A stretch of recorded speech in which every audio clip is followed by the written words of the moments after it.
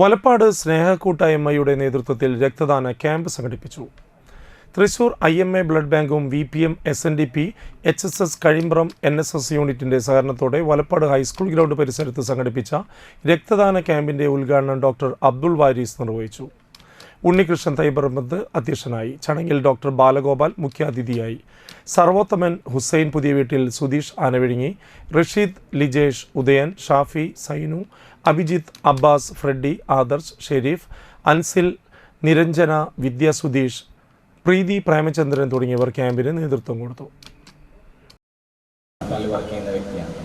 ഓരോ ദിവസവും രക്തം ആക്സിഡൻ്റായി വന്ന് രക്തത്തിൻ്റെ ആവശ്യകത കയറി വരികയാണ്. പലപ്പോഴും ക്രോസ് മാച്ച് ചെയ്യാൻ പോലും സമയം കിട്ടാറില്ല.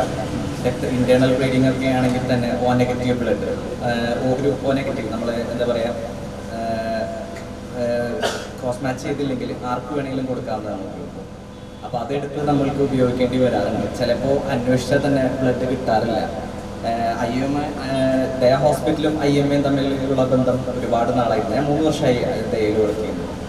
എന്നും നമുക്ക് ആവശ്യങ്ങൾ വരാറുണ്ട്. IMAയുമായിട്ട് പേഷ്യൻസിനെ അയക്കുന്നത്.